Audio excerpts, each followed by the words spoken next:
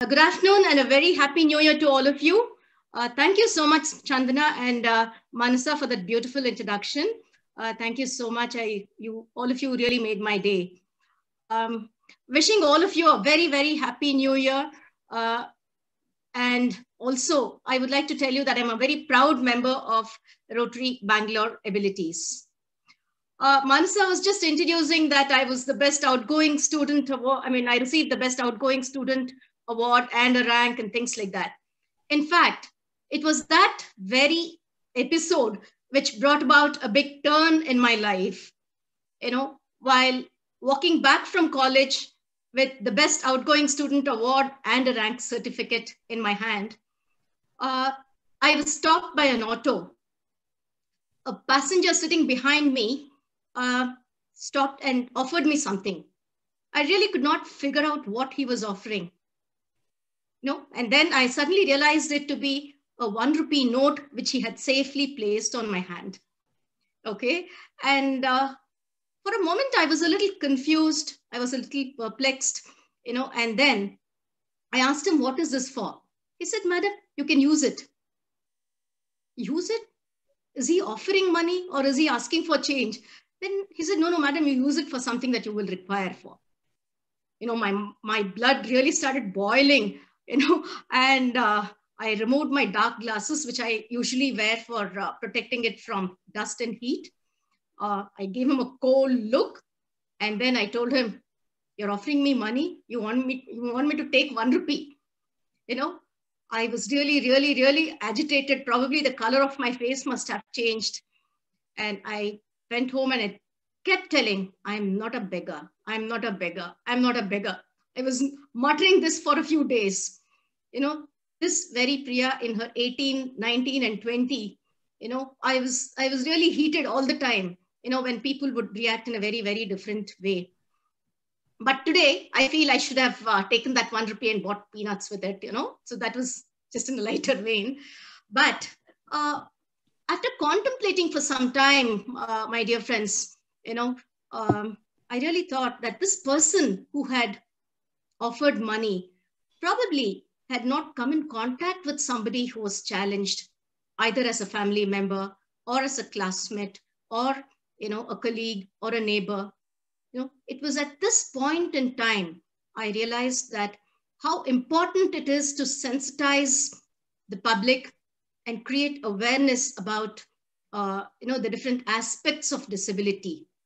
Now, thanks so much to Rotary Bangalore Abilities and to our Rotractors who have really come forward to take up this sensitization program.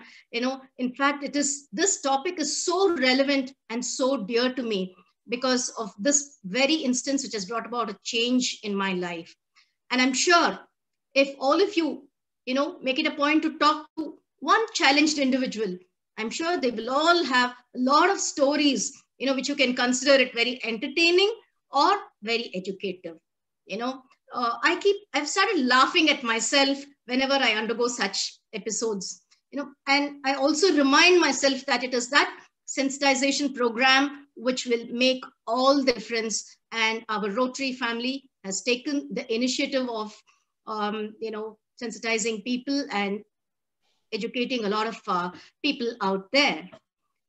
So what is this disability all about?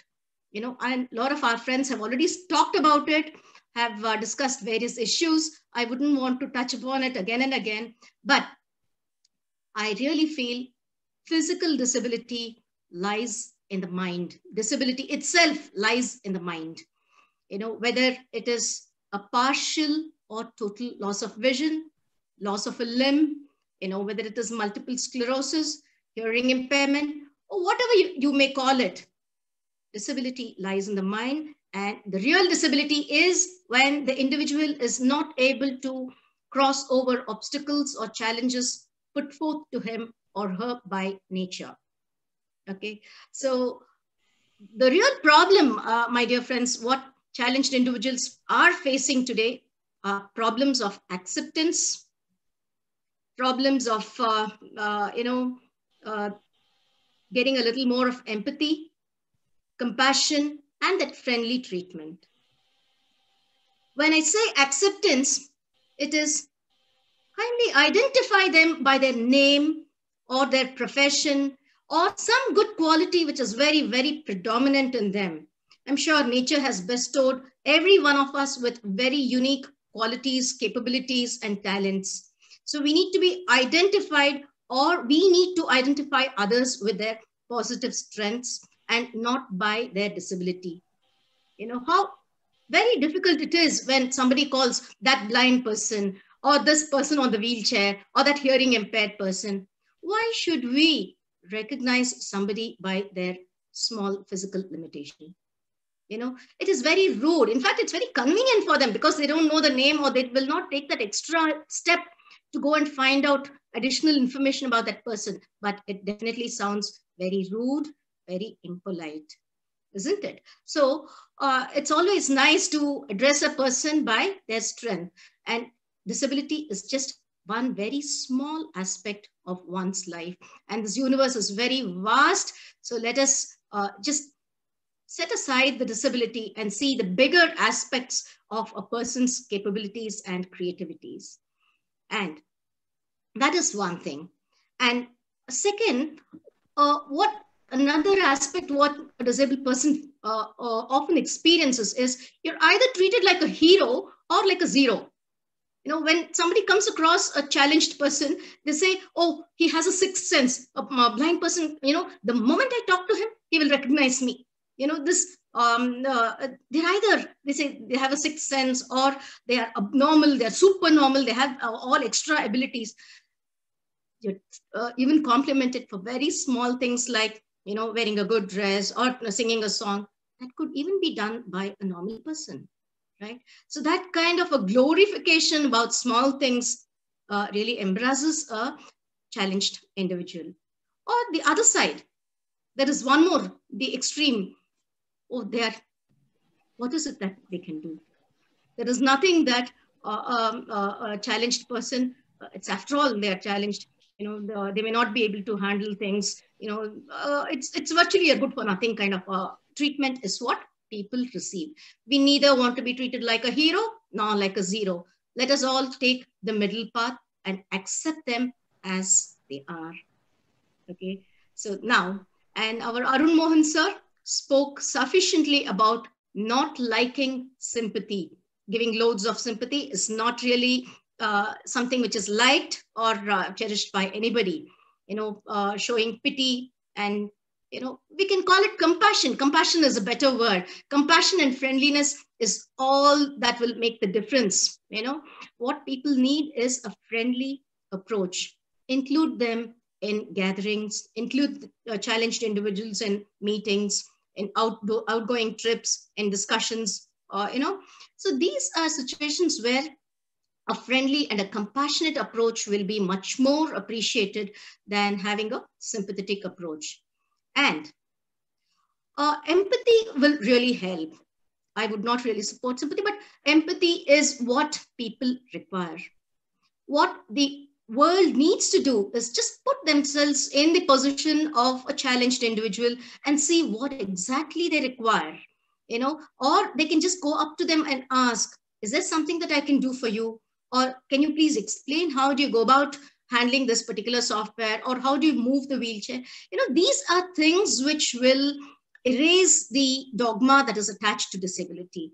And a challenged individual will highly appreciate if somebody expresses concern or the eagerness to know and be with them while they are, handling situations. So it's just that I would say disability in one line as challenged individuals handle situations differently. They find alternative ways of handling their daily routine or their specific tasks. So this is what I would talk about disability in general. And one last thing is the concept of help. So kindly help them the way they need and not the way we feel is right. Just a small example to share. I was standing in front of the Central Mall in Jayanagar, waiting for a friend. I had opened my cane. We call it as a cane. And I was standing there waiting for a friend whom I had not met And she had not seen me. We were just talking on the phone for years together. So for her to recognize that I am the person, so I was standing there. And there was a gentleman who just came up to me, held the edge of my cane, and started, taking me across the road. I was holding a foldable cane. A foldable cane is something which is supported by an elastic. Okay, and there are 4 or 5 pieces which you can fold and keep it comfortably in your bag. So this person, what he did, he was so enthusiastic about helping me. He just held the edge of the cane and he started dragging me across the road, which is a junction where there are 4 or 5 roads meeting. And I'm pleading him and requesting him. I said, no, I don't want to cross the road. I just want to, I'm waiting here for somebody. He said, no, come. The traffic is very heavy. And he kept dragging me. And finally, you know what happened?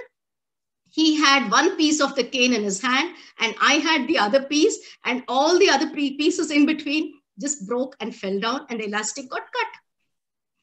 This was an experience. And after that, I stopped in the middle of the road where my cane broke, and that's it. So many people, the traffic stopped and a lot of people came for assistance.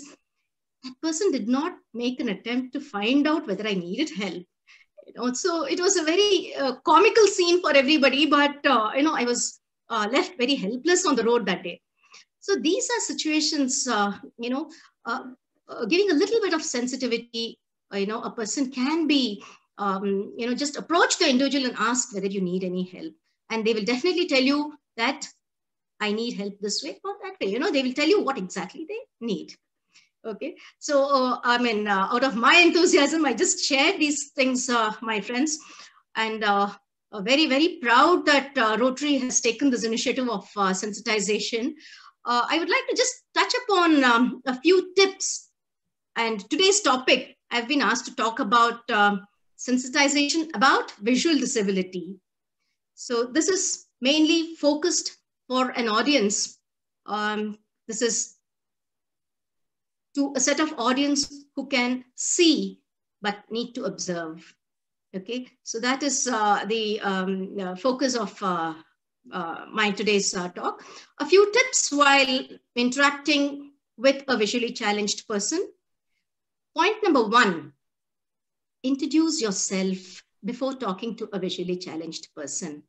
Introduce yourself by your name or your profession, or some predominant strength with which a visually challenged person will recognize you. The most common thing that will happen is, that day in and day out people face is when we are in a group or when we are meeting people, they'll say, can you recognize me? Can you tell me your name? I know Nagaraj will recognize. I know Arvind will recognize. This is the common kind of, I'll just pick up names from our group so that people can identify. So this is a common thing that we face day in and day out. Can you recognize me? I'll keep wondering, and I'll say, no, I know you're very capable. You will not make a mistake. You will definitely recognize. I'll keep blinking, if only I recognize, I'm fortunate to be saved. If I don't recognize, see the amount of embarrassment that is there. If I say a wrong name or keep blinking, that reduces to a lot of embarrassment. But a visually challenged person, in case you are a kind of person who interacts with a visually challenged person day in and day out, then there is a greater possibility that he or she will recognize you by name. But if you are the kind of person whom you're meeting once in a blue moon, or in a group, or amidst a lot of people, kindly tell your name, which will make life much more easy. Okay, so that is one thing. And also, when you are talking to them, you also address them by name. Say if you're standing in a group, there are about 10 people, and if you want to speak to Chandana, call out, Chandana, I would like to speak to you. Then she knows very clearly that she is being addressed in the group, because there are a lot of eye contact is not going to work. So addressing a person by name and also introducing a person will make a huge difference in the course of interpersonal relationship with a visually challenged person. Now,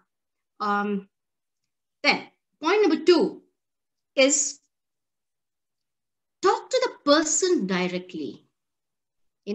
It is always good that we talk to a challenged individual directly and not to his or her attendant. Many a times when we are walking with somebody or when we are with somebody, person on the other side comes up and talks to the attendant, talks to the escort and inquires about us. So that is not a very, very favorable situation, because a visually challenged person is sufficiently loaded with common sense, has enough intelligence, he can hear clearly, he can talk well. So everything is not an issue, but there is a small change which is required on the person who is interacting. They should not talk to the attendant, but to the person directly. And one more episode, what happened on the other side was I was interviewing a set of students, visually challenged students, for a computer course in an NGO. One mother and her son, they walked into the room, and I was supposed to be talking to the boy. So I asked him, what is your name? And the mother promptly answers. What are your hobbies? The mother answers. How would you like to spend your time? The mother answers. That was the limit. I requested her. I said, Madam, can you kindly wait outside? Your son has sufficient intelligence to talk for himself, and he has a lot of capability that he can speak for himself. So they have enough decision-making capability also. When I say they, I'm not addressing any of our, don't take it personally, but all of you our Rotractors are going to carry these messages to other groups and other sensitization programs when they conduct. So these are the situations that we generally encounter. Okay, so that is one thing. And the next point is, when we interact with visually challenged people, what challenge VI, for convenience, I will call them as VI, require is a description of color, place, people, situations. If you're sitting in a function, what the setting is on the stage, or whether the chief guest has arrived and how is the background sitting. So these are areas where a visually challenged person would require an oral description or an oral commentary of place, people, situations, and a description that will improve their visualization, see things in their mind's eye. So this is one thing which I just thought I should bring it to your notice. And friends, I'm just talking about daily episodes, instances that we come across day in and day out. Okay, then the next point is giving a verbal response is absolutely essential for a visually challenged person. Sighted people are so fond of smiling, having an eye contact, and head shakes, nodding their head vertically, or saying yes, or saying no for horizontally shaking their head, right? But these are things for which a visually challenged person will not be able to respond. So kindly say yes and say no when you have to really reject something. Verbal response is absolutely important. And one more thing, my dear friends, wherever there's a situation when somebody is nicely dressed, or somebody is looking smart, somebody is on a bullet bike, a visually challenged person will not be able to compliment the other person, because things are all seen in a visual way. Somebody with this is where a little bit of compassion is needed. If you recognize the presence of a visually challenged person in the group or in and around in the crowd, kindly explain what the situation is. If it's a girl, if you're wearing a beautiful dress or a nice jewelry, explain it to them that this is what I am wearing, and this is the color, and this is how it looks. Or if it's a guy who's looking smart, tell them that you have had a nice haircut, or you're on a bullet bike, or whatever is attractive and whatever people are complimenting you for. This will make a huge difference. It will bring a sense of involvement for the visually challenged person, and they will not feel left out. Because when everybody is compliment and we are not complimenting, that also makes us feel like an odd man out. If only somebody just comes forward and explains it, acts as an escort, acts as somebody who's giving a description of situations, then that sense of involvement, that sense of joy, that sense of togetherness and oneness will also set in for a visually challenged person. I'm sure these are small things, just by changing our approach, the way we look at things, the way we present ourselves to a visually challenged person will make them forget that they are challenged. Okay, so then one more thing. While walking with a visually challenged person, what is it that we need to do? Allow the visually challenged person to hold your arm. You don't hold their hand, but you allow VI to hold your arm and let them be one step behind you so that they can observe when you move ahead and when you're climbing the step up or step down, or if you're taking a turn. So they will easily be able to comprehend the movement when you are a step ahead of them. So that is one point. And also, as you're moving, to make your relationship, interpersonal relationship better, and to make the interaction more lively, keep giving an oral commentary of what you see, the people, situation, the setting, the road, what is on display if you're going for shopping. So all these things will make life very interesting, and they will not miss out what is there in the sighted world. Right? Then there are a few more points I would like to also cover, because these are things that we face day in and day out. And friends, the next point is everything has a place and every place has a thing. This is a concept that a visually challenged person has to follow in life if they have to be organized, if they have to be systematic in handling their routine, if they have to handle their tasks effectively, whether at home, managing the household affairs, or whether at work, or whether it is cooking or managing their clothes, things have to be kept in the same place. If there is a change in place, then it'll make them utterly helpless, dependent, losing confidence, and they will become ineffective in carrying out their tasks. In fact, to tell you about myself, I really, really get wild if, things are changed at home, even if the gas lighter is kept a little away, or if there is salt instead of sugar in that place. These are things which will make me utterly helpless, because there's nobody to tell me when I actually start cooking at home. There's nobody to tell me, and I cannot ask for help. I'll have to go about finding people to locate simple things. So it's always better that we maintain the same place when we have visually challenged people, either at work or at home or in the friend circle. Just allow them to keep things in the same place, right? Then also, when people are in crowd, in a group, a visually challenged person finds it a little difficult. They won't know who is talking to whom, because people they usually make gestures, signs, symbols, they will show a handshake, or there's a lot of eye contact. That's it. And this also makes a visually challenged people difficult to cope with.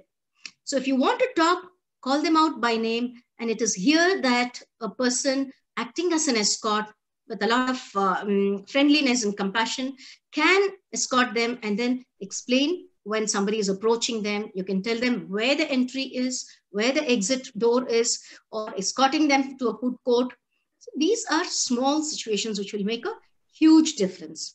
And if you're having a lunch or a dinner with a visually challenged person, there is something called as a clock orientation. I think many of you would have come across this particular concept. 12 o'clock is, when you say 12 o'clock, that particular food item is farthest from the person, individual.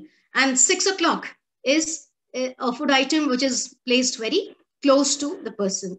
So this kind of a clock orientation, what is on the right, what is on the left, what is on top, what is below, these things will enable them to handle food, particularly in get-togethers and gatherings, very effectively and very confidently. Okay. And one more area is shopping. Shopping is another area where a visually challenged person requires a little bit of assistance by way of explaining colors, shapes, and what looks better. So these are things. But although visually challenged people have become a lot more independent in shopping with the onset of online shopping has made them very, very independent thanks to technology. But still, human assistance by way of explaining colors and, in case you go for shopping for an electronic gadget or something like that, seek permission and allow them to touch. Touch is very, very important and essential in a visually challenged person's life. Wherever possible, if you can make them touch the shape, the size, the texture, it will give them a clearer idea to decide what they want to buy. Or even if you're there, not in all situations it is possible for us to touch and, explain. But wherever possible, you just seek permission. And if you allow them to touch, they will also have that sense of involvement and have a better understanding. Okay, so these were some of the points that I just wanted to touch upon, which will enable you to interact better with a visually challenged person, friends. See, one thing we should not forget, that this world is designed and developed for a sighted world, right? So things are on visual display. If only all the lifts by rule, we had designed the world in such a way that all the lifts must be having an audio output of, when you press the buttons, the talking gadget attached to it, then definitely a visually challenged person is going to be a lot more independent, right? So since the world is designed for a sighted world, adaptation is very important for visually challenged people. At this point, my friends, I would like to tell our sighted companions here that not that I keep talking about sighted people all the time, adjusting and adapting to, visually challenged people. There are also forums and groups where visually challenged people are trained to adapt better with the sighted world, because the world is fast changing. Technology and gadgets are fast changing. Softwares, everything is changing around. The layout of a place keeps changing. Groups keep changing. Gatherings and groups and settings changes. So there are many groups where visually challenged people are also trained to adapt themselves to the fast changing sighted world. So this is to improve their interpersonal relationship with the rest of the people. Okay, so now I have spoken what are the tips that are needed, how it can better their life. Now, I would also like to touch upon what makes their life effective. What is it that has brought about a big change in the life of visually challenged people? Definitely is time and technology. For the information of all our friends who are present here, in fact, it was Rotary Bangalore Abilities who started with the Zoom meetings in the Rotary Club much before the Corona had started. Many of them could not approach, and there was accessibility issues because we could not allow wheelchairs. Accessibility issues were there. So we started off with Zoom calls. So visually challenged people are very grateful that the screen reading softwares have been developed, which is making their life much more comfortable, and also the speech softwares, which are coming along with the mobile phones, which is making them perform all tasks, the banking, internet banking, online shopping, everything is making their life very, very effective. One thing I'm very proud to say, that life of a visually challenged person has transformed to such an extent that from being taken care of by people visually challenged people are now caregivers to their family members, and they are very highly contributing members in their workplace. I'm also proud to say that all challenged individuals, many challenged individuals, and also visually challenged individuals are taxpayers to the government. That shows their productivity, their capability, and mention it, and they are there in that profession. They are there in the teaching profession, as bankers, as lawyers, as as software professionals, as jockeys, and also they are musicians, artists, everywhere, as lawyers, chartered accountants. Mention the profession and people are there. It's just that there may be some areas where they require help, and there may be some areas where they have to find alternative ways of handling the difficult tasks. Today, I have a 17-year-old boy, but till he was in his 10th standard, I used to get all his textbooks scanned and put them into Word documents, read it up thoroughly, and then I used to take this boy to task and train him. So I'm just an example. I'm only talking on behalf of the entire visually challenged community. In fact, there are a lot of visually challenged parents where both parents are visually challenged and they're bringing up a sighted child. And there are people who are taking care of aged parents, giving medical treatment for them, cooking for them. Mention that, and that is done. Highly trained, well-developed, independent living skills are also there for visually challenged people, and life has really transformed to a very great extent. It is at this point in time, I would like to highlight and thank Mr. Zari Bata, our really mentor and person who has made all the difference and who is instrumental in bringing about starting the Rotary Bangalore abilities. And it is because of his idea that the implicit faith in the capability and creativity and the talent of a challenged individual was projected to Rotary community as a whole. And now today we have all the Rotary family, all the clubs of District 3190 and other districts also recognizing the capabilities of challenged individuals. I'm really grateful, and and on behalf of entire RBA, I'm very grateful to all those who are coming forward and recognizing the challenges and capabilities of challenged individuals. I have a gentle and humble request to our entire Rotary family at this point, when I have been given a chance to express sensitization, issues about sensitization. When Rotary could eradicate polio from this earth, when Rotary could bring about a big transformation in many of the areas of life, Rotary can also bring about a positive transformation in the mindsets of people, giving a positive attitude about disability, instilling a lot of positivity and optimism about the so-called disabled people. Today, my dear friends, what people with disabilities are facing is not the actual disability, but handling the attitudes, handling the mindsets of people. And I'm sure our Rotary family and all our Rotractors can take that initiative to bring about a big change in this world and the way people look at challenged individuals.